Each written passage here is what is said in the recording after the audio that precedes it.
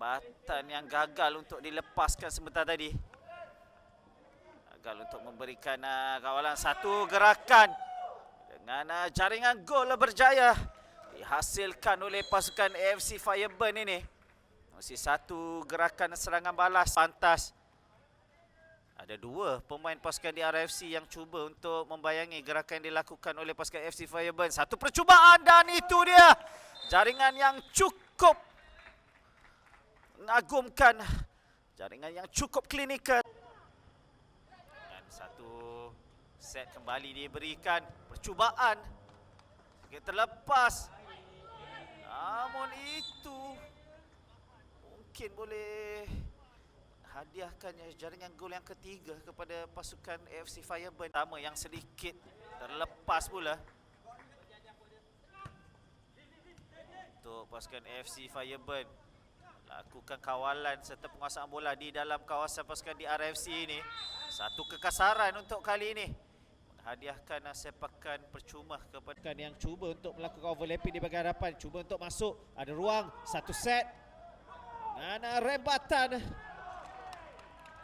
Jaringan gol yang ketiga kepada pasukan AFC Fireburn ini.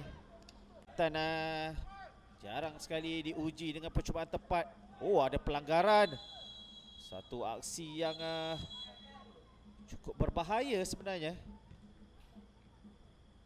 Dan ini merupakan perlawanan persahabatan yang kita harapkan agar isi bola sepak di padang M&M Ecoflora ini berjaya untuk dirampas. Dan jaringan gol pembukaan berjaya disudahkan oleh pemain berjersey nombor 7 iaitu Fadli.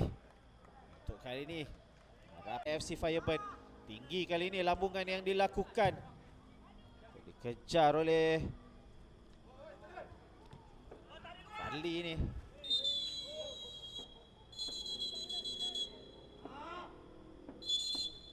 Satu kekasaran dan terus penguasaan terus ditampilkan oleh para pemain pasukan AFC Fireburn.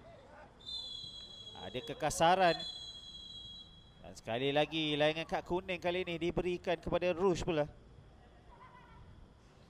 Selepas AFC Fireburn segera dirampas untuk bola berlegar di kawasan tengah ini. Interception. Kita perhatikan 4 lawan 4 kali ini. Dan perlawanan terpaksa dihentikan seketika. Pertahanan pasukan DRFC ini. Ada ruang.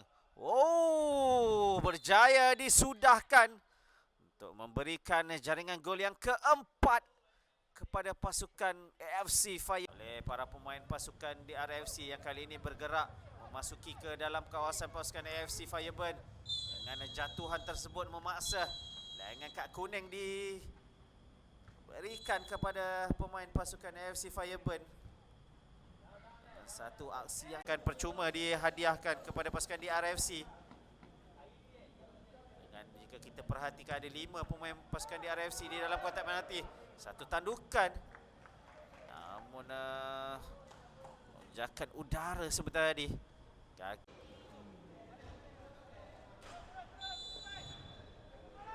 Satu percubaan. Akhirnya berjaya juga diukir jaringan gol yang seterusnya kepada pasukan DRFC ini. Memaksa layangan kad kuning diberikan untuk insiden sebegitu.